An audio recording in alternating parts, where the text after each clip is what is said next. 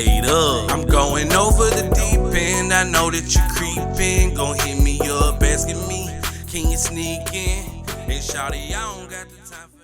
What's up, everybody? You're now tuned in to another episode of Let's Rap with Kris Jamez, and I'm sitting here with, for one, my day one brother, but the one and only Tony Tuba. What's up, man? Man, just chilling, enjoying myself. What you got going on? Not much, man. Just putting in this work. You know how we do. Already. Tell you like I tell everybody, I appreciate you for coming on the platform. Just because you know you're part of the team, I ain't treating you no different. You family, and you one of the best artists I've ever met. So once again, I appreciate you for being here. I appreciate the kind words you got to say, bro. You know how we rock. So for the people that don't know, because it's hard to say this, the people that don't know Tony Tuba, because you got a fan base, but to the people that don't know you, give them a little bit of insight behind Tony. My name's Tony Tuba. I'm not your average white boy. You can get my album, My Heartless, on all major platforms. You already know it's Nfinite Hustle. Yeah, man. So what people don't, well, a lot of people know, but a lot of people don't know. We met back at Colin, and I'll never forget. You know, it was before band practice. I was sitting there chilling, and I heard somebody spitting, and I was like, "Who the hell is this rapping?" And then when I saw it was a white dude, I was like, what this white dude rapping like this for? I was like, okay, so I think I need to know him. And we met and shit, we've been cool ever since. It was up and it was stuck, you know. Yeah. Like, I'll never forget the first beat we ever rapped on was What You Know About That by T.I. Yeah, like at my grandma's house. Yeah, we used to get the mic and then work. Cool Edit Pro, whatever we use, we'd be in the living room. Audacity is what we was using. We'd be in Mama's living room and we just getting it in, bro. Yeah, with a Guitar Hero mic duct taped to the ceiling. Yeah, getting it in, bro. But like I said, ever since then, we've been brothers, man. Absolutely. Like, ain't nothing changed. So, like all artists, what was your motivation to get behind the mic? Well, I've always liked hip hop music along with different genres. But I met a guy when I was a senior in high school, and he made his own music and did everything himself. And I was like, you know what? I feel like that's something that I could do. And I'm gonna be honest with you, my first little CD that I put out was absolutely horrible, but that's because I was trying to be something that I wasn't. Yeah. I had to find my lane and my style and what I felt was me. Yeah. For me to go to another level, you know what I'm saying? And meeting you and different artists that I've worked with has helped push me to the level that I'm at now. I feel like that is one of the biggest reasons why I've gotten to that point, you know? It's the competition, it's the, I want to go harder than him, or I want our song to go to this level or that level, you know? And that's really what I feel like helped push me, you know? Because at the end of the day, hip hop is a competition. True that. You know, you do not want to get on a song with someone and them outshine you, especially if they're featuring on your track. Exactly. You know, you can't let that happen. No. You're not about to outdo me on my song. Right. It's not about Period. that. Yeah, so I think that's one of the things that kind of made us closer, because we've been competing since 2009. Like, and not a bad competition. It's actually made both of us better artists, because you would never say I'm better than you, and I'll never say you better than me. Right. Even though we know we're both dope artists. Right. Like, there's never a time where I'm like, Tony can't rap on this. That never crosses my mind. I'm like, whatever I give him, he's gonna find a way to make it happen. And that's one thing I admire about you, as not just an artist, but as a person. Because, like, you know, we can't ignore the elephant in the room. You're white and I'm black. So when people saw how close we was, you know, a lot of people didn't take to it at first. They were like, how could y'all be that close? And me and you, we don't see color. Well, like you said, the first Nfinite Hustle song is like the white black boy with the white chalk. Yeah. You know what I'm saying? Yeah. You know, it's never been an issue. Yeah. Never. We don't see color. Which, you know, I was not raised to see, like most folks that come, you know, from my race. I don't see that the way they did. I was raised differently, you know what I'm saying? Yeah. Like, just because you're a different color than me does not make you better than me. Exactly. It does not make me better than you. you know, we all came from the same guy. You know what I mean? Exactly. I mean, And that's just my how mom was a grandma to me too. Absolutely. That's how I viewed your grandmother. I viewed her as my grandmother. And that's how she treated me. Right. Whenever I was at her house, she treated me like her grandson. You know, no color, nothing. She just saw Kris, her grandson. Right. And that's how my family treats you. They just see Tony.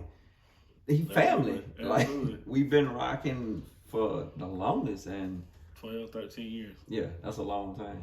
And you really don't see friendships last that long. You would think, man, I thank God all the time because I've never fallen out with a friend. You usually get to those moments where you grow, and a lot of people that were your friends when you were younger are not your friends now. Right. But I'm blessed to say, majority of my friends were my friends when I was younger.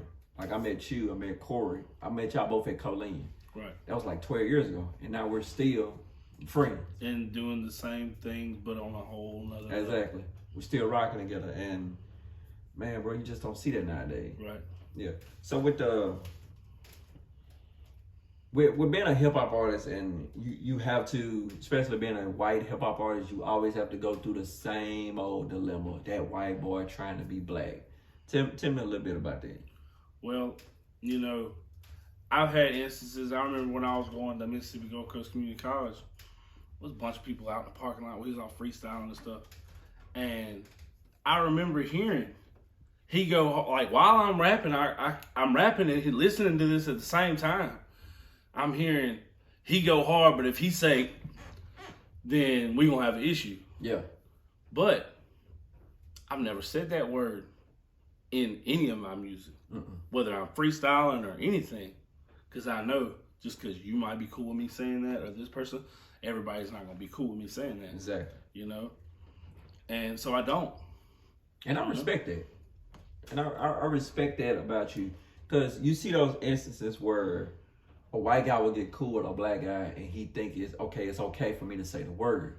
You've never given me that energy. You've never been on a song just saying nigga this, nigga that. Cause you like, no, you know, Kris is my friend, but I respect him and I respect what this word means. Right. You know, so that's one thing I respect about you. You know, I tell people all the time, somebody asked me once, they were like, if Tony said the N-word, would you be mad? And I was like, no.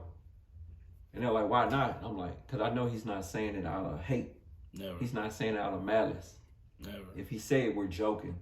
Right. He never looked at me and saw a nigger. Mm-mm. He just saw my brother. Right. So you got to understand the difference between that. So I tell people all the time, look, that's my brother. I don't care if you like it or not. If you don't like it, fuck you. Get out Well, my face. as far as that concerned, and I'm going to show this to the camera so they'll know.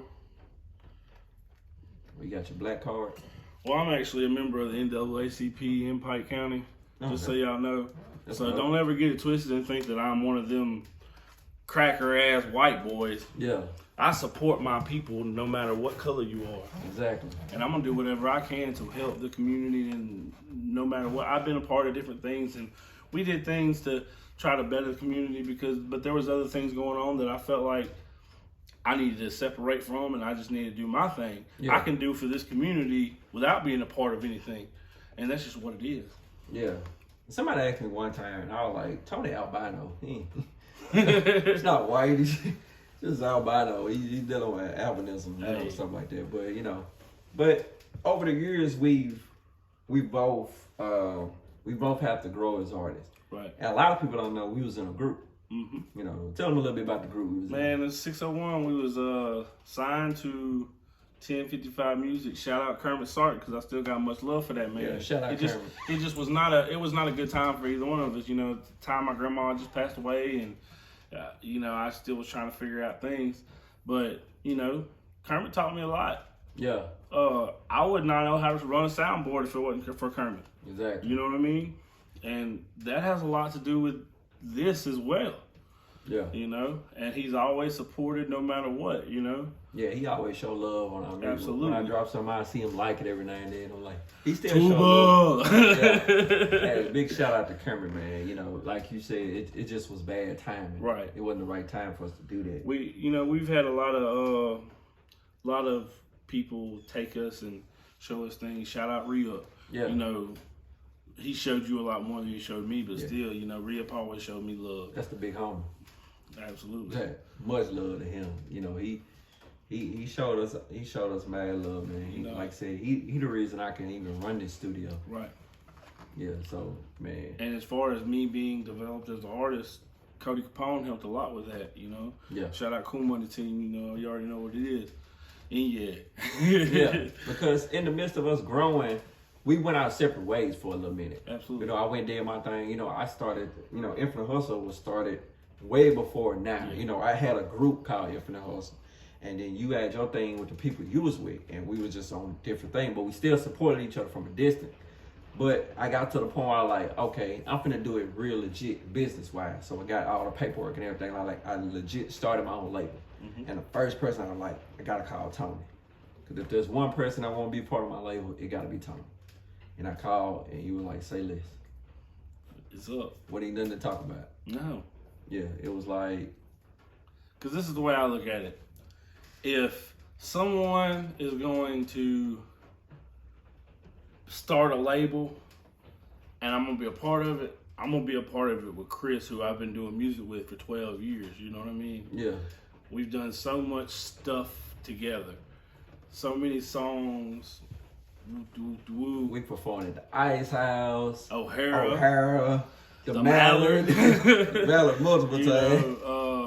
You've done stuff in New Orleans. I've done stuff in New Orleans. You've been to Memphis. You know, I've been on the coast.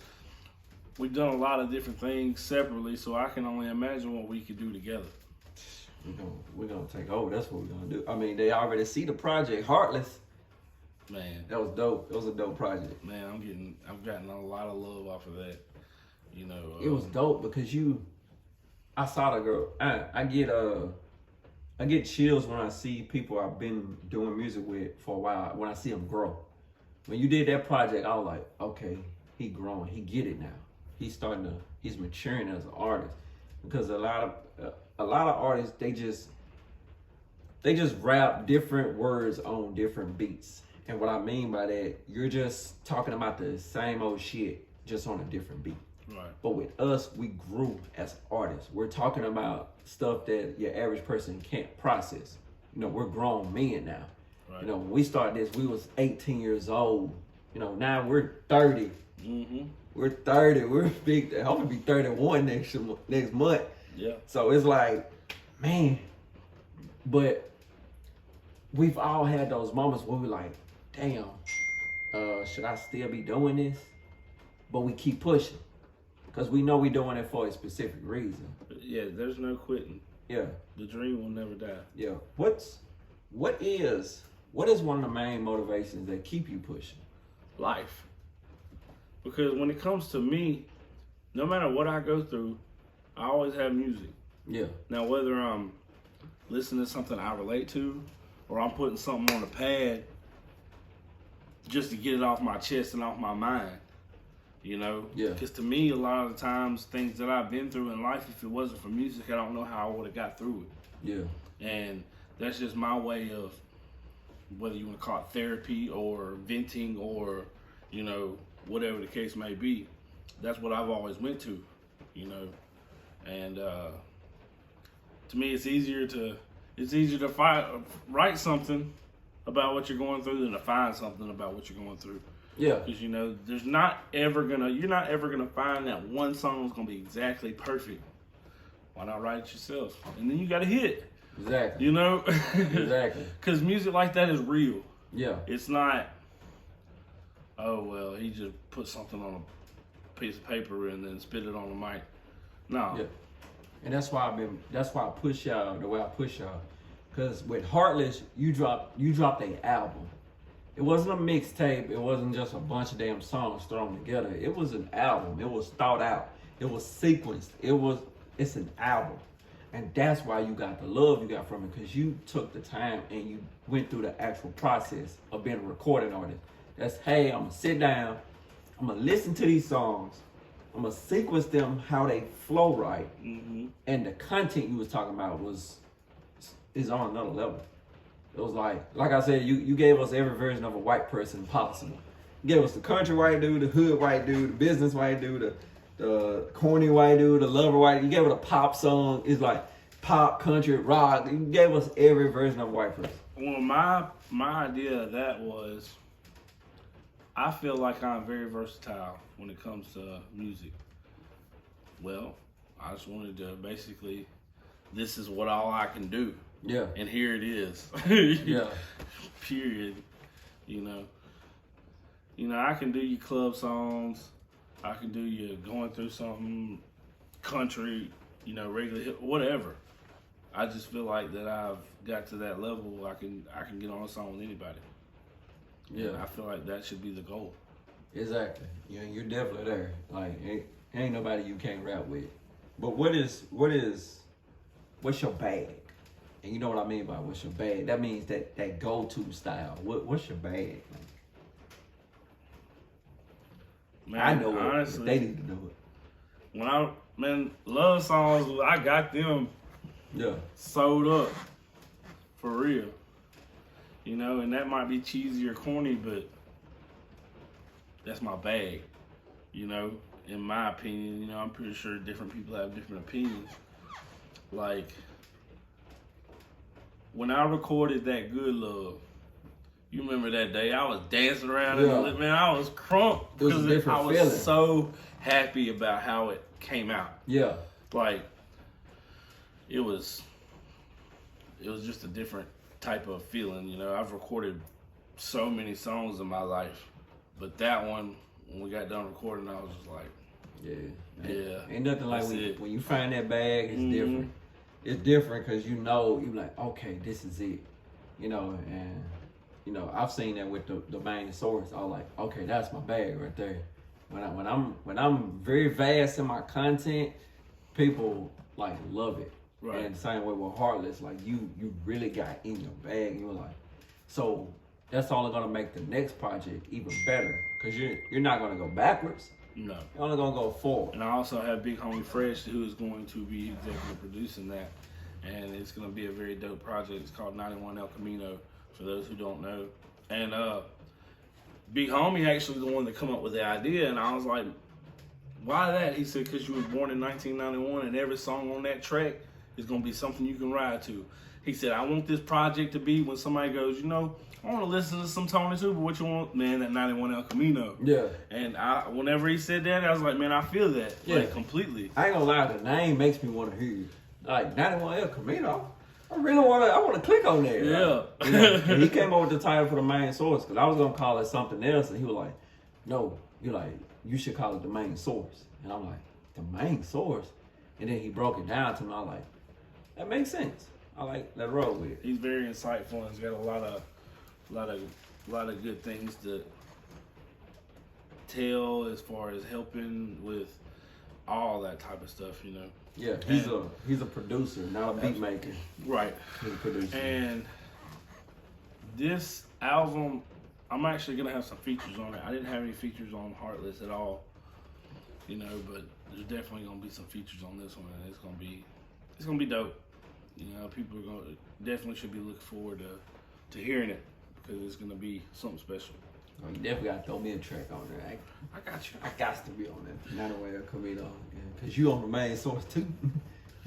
So, and you on there twice. Yeah, Twice. On there twice. So yeah, but so with features, I like to ask artists with features. What are you looking for when it comes to features? Like, what is your ideal person to work with?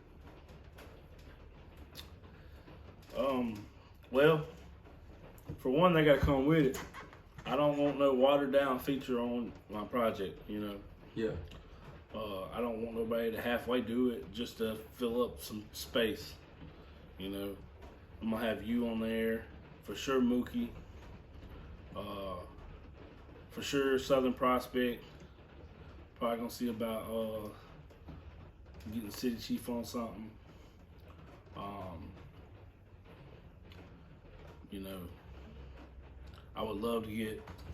I'd love to get my brother Dub Deuce on because he's dope, but he, at the time he's incarcerated right now. Free my brother. But I'm not 100% sure at this time exactly who, you know, but they're definitely gonna be dope. I'd love to get Yama on one. Yeah. You know, you already know. Infinite Hustle's gonna be on it deep. Gotta put the squad on there. You know, LR, I love his music. Yeah. Yeah, so we got a vast team, bro. Our team is dope, you know, and it's like I'm thankful every day for the team because it's like, man, I asked God because I was with Slab Rider and I was like, the more I stuck around Slab Rider, I love Rio, that's family. But I knew that what he was building wasn't for me. It was for his team. Right. And I was like, you know what? It's time for me to start my own team. So I started Infinite Hustle because I wanted Infinite Hustle to be people like me. I wanted like-minded people. And that's what God blessed me with. He over-blessed. Like, because at first all I had was you. Like, when I first started Infinite Hustle, I had Tony Tuba. Now, like, well, I guess I'm gonna just focus on Tony. Then he saw me Mookie, then he saw me Corey, then he saw me Brittany, then he saw me LR, then he saw me Yama, then he saw me Noah, then he saw, like, just kept sending people. And I was like, man, then I sit back and look at the squad. I'm like, man, we got a power team. Right. We are unbeatable. And we're gonna keep it that way. And who I can't forget, Spider's gonna have a feature on that that project as well. Spider dope. You know. Spider dope. Our energy just clicks. You know what I'm saying? I really did. The night we did that freestyle, I'm like, man, we should have been a song. We clicked really well together as far as musically, you know. And I really fuck with her vibe, real talk. So definitely gonna have to let her get a verse on something. Yeah. we definitely gotta get that road. Now, we've talked about this before, we talk about it now. In the midst of like when you start growing and when you start really getting notoriety, you know the hate coming. So you recently like got some hate thrown your way. You know, you wanna touch on it? You know, people just took my song White Boy Shit the wrong way. Yeah. Cause for those of you who haven't heard it on my hook, I said, I'm on my white boy shit. I'm the white boy bitch. Could never give a fuck about who that white boy shit. I'm the white boy trick, so let me play my shit. Tony Tuba, what's the business? I'm the white boy bitch.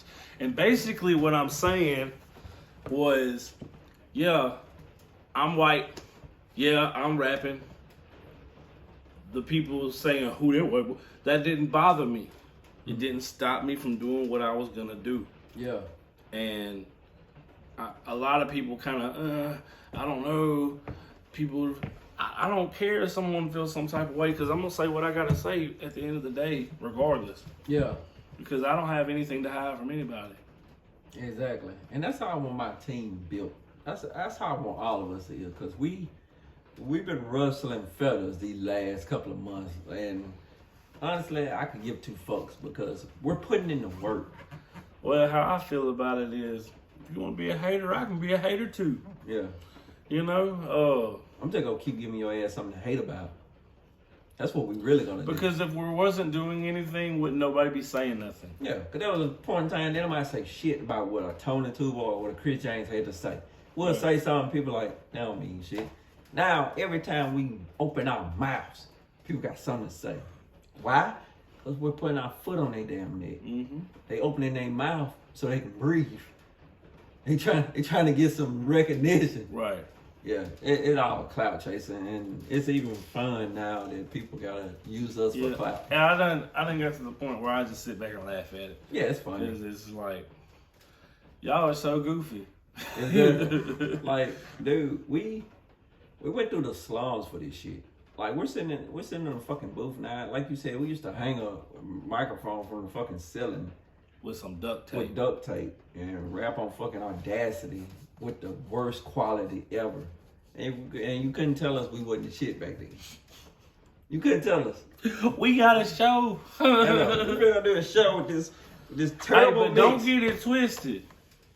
We did shows and we brought crowds with our horrible quality. Exactly. We didn't pull up to no show with no 2 or 3 people. We had 500 deep at O'Hara. I'm talking deep. Even at the Mallard. Yeah, I think I still got that picture when we was on stage and you can see you couldn't see the floor. It was crowded. Exactly. Yeah, we had that place packed out. So people gotta understand we got this out the mud, bro. We grinding for this.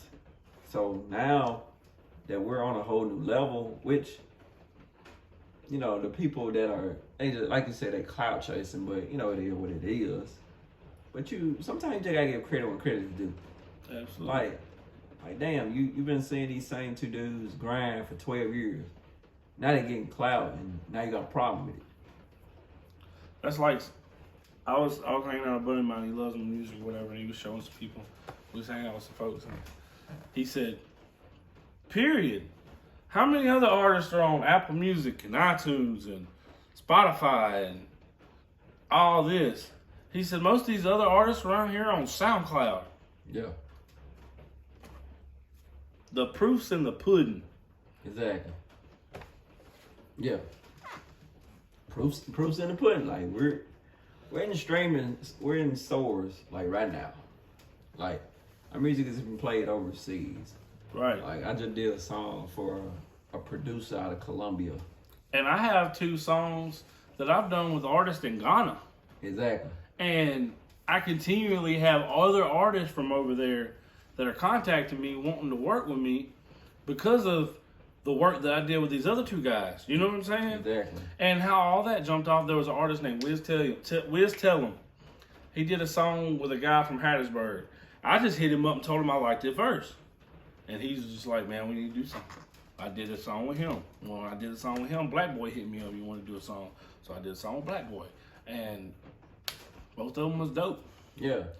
So we just keep putting in the work. Like I was just dropping songs, and then a dude from Russia, Karaza, shout out him, he hit me up. He was like, and he had his wife from America, and she translated for us. He was like, he wants to do a song with you. And I'm like, oh well, shit, send it to me. He sung it, did a verse, sung it back. We dropped it. And like, dude, could you imagine how that feels to say I did a song with somebody from Russia? You did a song with somebody from Ghana. We've never been them places. I actually got invited to the Ghana Hip Hop Awards last year. That's dope. Yeah, I can't just show up, just pull but up. still, I can say that I was invited to that. Can't just pull up to Ghana. But, You know what I mean? Well, now. But one day, Yeah, for sure. one day soon, we'll be able to go where we want. Right. Because put in that work. And what people don't understand, we're building connections in different cities and countries. So now, when you pull up to that place, they already love you. Right. So, you know, we get on a plane and we go to Ghana. All you hear is Tony Tuba. Like, they're going to love you because, like, he's here. You know, and then I can go to Russia and there's people already there waiting on me. It's like, people don't understand that, bro. We're not the type of people that hold it over nobody's head. We're humbled by it. We're humble. We're not out here bragging. We're just continuously putting in work. That's all we can do. You're mad because I dropped this project and I'm working on another one. Like you dropped Heartless and now you're working on 901 El Camino. Like we're just constantly working. The hustle is infinite. Exactly. They think we say that for just to be saying it. No, when we say the hustle is infinite, that's exactly what we mean. Let me explain this to y'all so y'all can understand. I go to work every morning at 4 o'clock, work till 3:30. I went and got a shower, grabbed some stuff from the store, and I'm here. What is it now, 5:30? Yeah, something like that. You know what I'm saying? We don't stop grinding. We don't stop. We with this every day, man. We on this shit like we already in the industry, bro. I might get 4 or 5 hours of sleep, but I'm not gonna stop. We're gonna keep I'll drink some coffee and keep on going. We're gonna keep pushing. We're gonna keep pushing until we hit that next level, and then when we hit that next level, we're gonna push even harder. By the way, be on the lookout. The IB High video is coming soon. We still got a couple more shots to do, but it's gonna be dope. Yeah. We got to finish that. It's gonna be dope. Yeah, they gonna love that music video, man. Sorry about that. You good? Yeah, I mean, in my platform, so fuck it. That's how I feel when something happens. You be like, oh shit, what people are thinking? I'm like, man, it's my shit. Hey, we got a cell phone. We're businessmen. That somebody calling my business. So keep it that way. So we're working on 91 El Camino. Well, first of all, let's backtrack to the first show. What was the first show like? The first First time on stage. Oh, Was that O'Hara? no, that was the Mallard. The Matter was your first time on stage. Mm-hmm. Okay. When we hosted the bikini contest. It was, man, to be honest with you, I've never been nervous performing. For one, I've been performing my whole life, but two, I performed every set that I've ever done in front of my bathroom mirror so many times that it ain't even funny. So whenever I would get up and perform, it wasn't nothing. Yeah. I used to get fussed at by my mama coming up. Why are you always in the bathroom all the time? I'm practicing. I get right. And yeah, it's funny to laugh at, but for real, whenever I stepped on that stage and started rapping, it wasn't nothing because I performed that show 12 million times in the damn bathroom that I rehearsed myself. Exactly. It is what it ain't is. funny. I did the same thing. I have a mirror in my bedroom that I stand in front of, put my headphones on, I get to rapping and whatever. So whenever I go to perform a new song or whatever, it's not nothing. I'm already comfortable. I've already done it. Yeah, exactly. I do the same thing. I get in the damn living room. I go Perform shows. I go to these certain places that I always go to, and every time people see me, you get on the mic tonight, you get on the mic tonight. You know, people love to see it. Yeah. I'm not saying everybody loves to see it, but you know, there's people that love to see it. Yeah. But like I said, the more we work, the more hate gonna come. But we don't harp on the hate. We harp on the love because we've gotten there's a lot plenty of that too. We've gotten a lot of love from a lot of different people. That really like anytime I see somebody post a picture with the Infinite Hustle shirt on, it means a lot to me. You know, and I know you love it when you do a show and people just pull up. Like if Tony Tuba is doing a show, people pulling up. They pulling up. It ain't even a question. Yeah, they coming. Yeah. And they ain't just coming from Brookhaven or Macomb. They coming from Hattiesburg or the coast or up north, wherever. They gonna pull up. Especially if I have ample time to promote it. Oh yeah, they calling in to work the next day and everything. We finna turn up. Exactly. They already know it's not your average white boy. You know, and I've opened up for Bubba Sparks and Big Zach. I've been on stage with Level and all these different guys. I've, you know, shared the stage with a lot of dope artists. You know, I've kind of got my foot in the door as far as like on the hip hop side. You know, City Chief, the producer, he's done a lot of tracks for Struggle and Jelly Roll and things like that. You know, I've done songs with him and he's made beats for me and this, that, and the other. And not just him, but a couple other different artists. You know, they know who I am. They just told me whenever you get something that's gonna be that, let us know. Exactly. You know, that's what they don't understand about the industry. Like they see somebody like on stage and in front of big crowd, and they think it happened overnight. It's not an overnight success. An overnight success does not exist. You know, you have to put in a lot of time. You know, just like you, I got a lot of industry people. I've been on stage with Gorilla Zoe. I've been on stage with Ray Sherman. You know, I've met these people, and you got a lot of people in the industry that know our names. Right. We just keep working. Yeah, like I said, man, we already connected. We got people in the industry that know us already. And, you know, we just got to continue to put in that word, continue to build a brand, and keep pushing, man. Absolutely. You know, so I know with being an artist, you know, we have our good days and we have our bad days. In the midst of the bad days, how do you come out of them? Because you know, I talked to Big Homie about, you know, losing his mom and his dad, you know, and you lost your grandmother, which I know meant a lot to you. So how did you keep pushing? Knowing that she would not have wanted me to give up, you know. She would have wanted me to keep pushing and keep achieving things that I've achieved, and she wouldn't have wanted me just to lay down. Yeah. You know. And that's just basically what helped motivate me and push me, you know.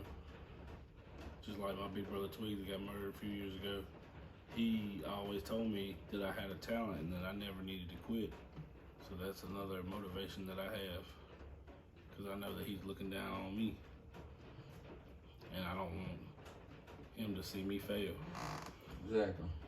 So we continue to, we take those losses and we turn them into sparks, and we turn them into motivation for us to continue to push push forward because people don't understand the life and the mindset of an artist. You gotta understand our art is, it comes from the emotion we are in at that moment. Right. That's when we create our best music, when we create inside of an emotion. When we're just sitting down and saying, hey, this is a beat, let me write a song, it be some dry shit, just to be honest. But when we say, damn, I lost my grandmother, or I lost my mom, or I'm depressed, or damn, the girl left me, or something like that, that's when we go in the booth and we live in our purest form. That's when we live in the purest form. That's when we go in there and we like, this is me in my rawest form. Because to us, we're not making a song. I'm venting. Mm-hmm. That's when we make our best music. That's what I feel like Heartless was. Heartless was a vent. You vented. You were like, let me get this shit off my chest so I can move forward. So now, 91 El Camino is gonna be like a breath of fresh air because it's like, I let that bullshit go. I'm not gonna talk about this on this. I'm gonna give you something. I'm gonna give you where I'm at now. Right. You know, so what is 91 El Camino gonna be based about?